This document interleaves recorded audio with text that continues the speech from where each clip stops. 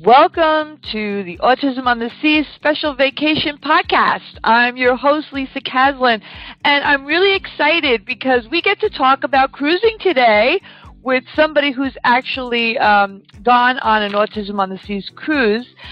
Kim Poppins is here with us from Port Orange, Florida, which is near Daytona. Thank you so much for joining, Kim. How are you? Good. How are you? I'm good. Now, I know you've got a couple of little ones there, so just so everybody knows, we may get a little hello or a wave from time to time, right? It's all good. So, you cruised with us. How long ago was that? How long did you cruise with us? That was in October. Oh, okay. So it wasn't too long ago, and you brought your son Andrew, who's 16, along, correct? Yes, and you know what? I'm realizing it was February, not October. Okay. Yes, it was February. So it's even more recent. All right, that's only a few months ago. All right. So tell us a little bit about how the trip went. How was it? Was incredible. It was like the best vacation I've ever had in my whole life. And, really? Oh yeah, totally. Well, where did you go?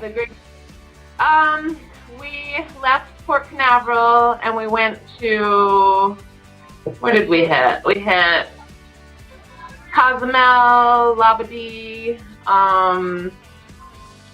Where in Jamaica did we go? I can't even remember. It feels like too long ago.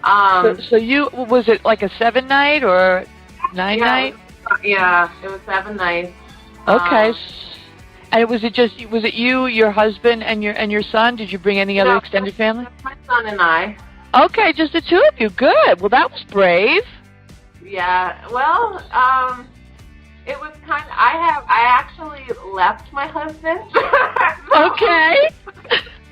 Like a welcome to your new life kind of vacation, and right. It was a big celebration. We were in a very stressful relationship for a while, so it was just like we were free. Okay, right. So you were like, all right, newly single mom, and I'm gonna grab the world by the you-know-whats, and we're gonna have some fun. So, did you have any trepidations before you decided to do this? Well, I mean, the reason why I don't travel a lot with my son is because he's on such a strict diet, and so am I. And that was like my biggest worry, that food would be an issue. Food's always an issue.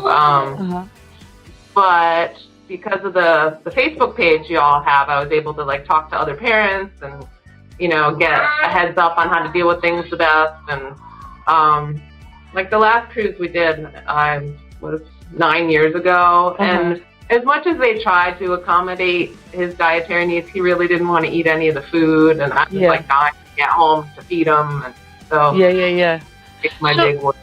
In terms of I'm sorry, we should talk a little bit about Andrew. Andrew is now 16, and he's on the spectrum, correct? Oh yeah. Okay, is he high functioning? What is his?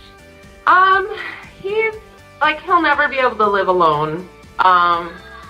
He's at 16. He communicates more like a toddler. He doesn't say much. We communicate telepathically. I tell everyone we don't need words. And he tried hard to be independent, but he's super limited. Okay, but so was his autism in any way? I mean, I understand you had the eating issues, but was his autism a deterrent for you in any way, or you were not? That did not cause any kind of pause for you.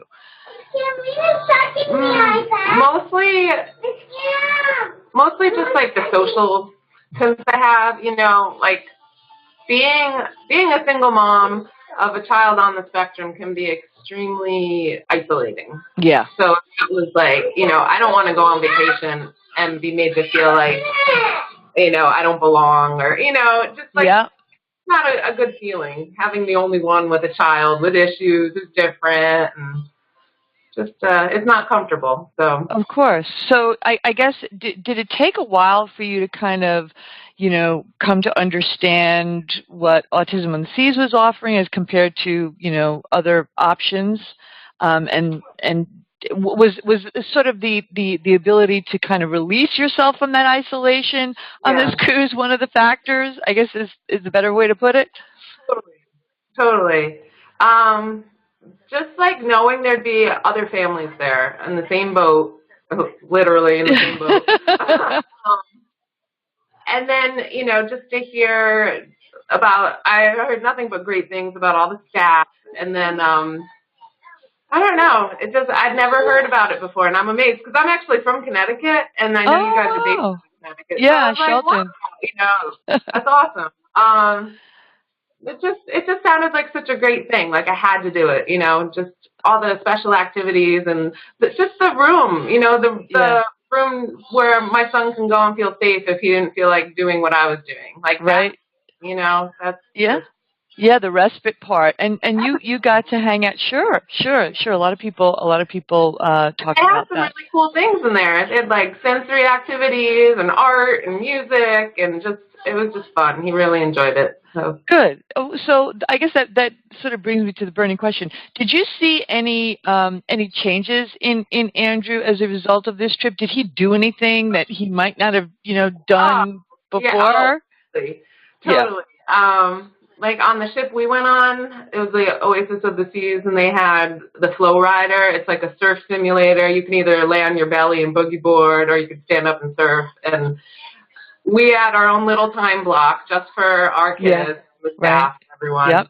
And that's something he would have never done. But I think just sitting there, watching everyone, and how patient everyone, like even the ship crew, like not the Autism on the Seas staff, but the ship staff who knew the group and knew how to handle them, and he did it, and he had a blast, and like that's definitely something I'm like, wow, this is like, we're so used to going to like, we live in Florida, we go to a water park and everyone's like in line staring at him, waiting for him to go, and he's anxious, and he ends up not going. He'll check it out, Yeah. But it wasn't like that. It's just supportive. Everyone's encouraging everyone. It's awesome. I didn't have to explain anything to anyone because they already knew. I know. Yeah. I mean, people don't realize when we host these cruises, just to clarify for those who might be watching this and have not cruised with us before, that we do we do have our own time blocks on all of the ship's activities. So if there's a rock climbing wall, or if there are bumper cars, or water parks, whatever it is, we have our own blocks of time. So it's everybody in our own community is kind of together. So yeah, I think that's why that sort of dynamic kind of occurs. So I'm glad that you guys really enjoyed that. So go back to the eating issues, because that's another piece. So was that an issue on the ship? Were you able to get what you needed for Andrew? Oh my goodness, it was like insane. They brought us so much food, and we had an amazing head waitress, and we had another family that was also gluten-free, so we had a buddy. We weren't the only ones. Yeah. Incredible. They were absolutely incredible, and they treated us so well. There was even one night where they treated us to one of the exclusive restaurants, so they opened it up just to us and had a special dinner for us. It's just, everyone was phenomenal. Wow, that's cool.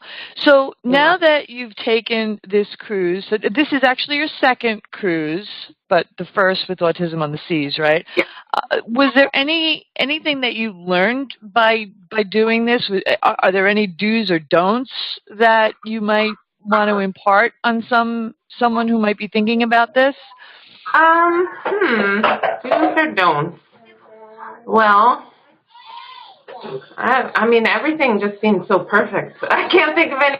All right. Well, I'm not gonna force you. I am definitely not. What would you say to a family who may be on the fence, who really wants and needs this vacation, but in the back of their mind they're just like, oh, I don't think I can do this with my child. What would you say to them? definitely like reach out. You know, join once you're on the Facebook page with all the other parents. It's just like you become like instant family. You know, like I think there were 8 families that I traveled with, and it's just like we all became Facebook friends. We exchanged information. There was such support. We all like clicked immediately, and Yeah. That seems to be a common theme when I talk to cruisers that they make these lifelong friendships with people that they meet on the trip. Talk a little bit about the staff. Was there anybody in particular that your son and you bonded with? Was there oh or goodness, I mean everyone was great. I mean he had his own little thing with everyone. You know, really? it's just Yeah. I can't single anyone out. Yeah. It's Sorry. crazy time. Remember we were greeted by Heidi, Yeah. Okay. and she was incredible. Like she was at the port with us, and she like showed it. Like we just got our own like check-in. We bypassed all the lines. She told us exactly what we needed, and Yeah. I'm like.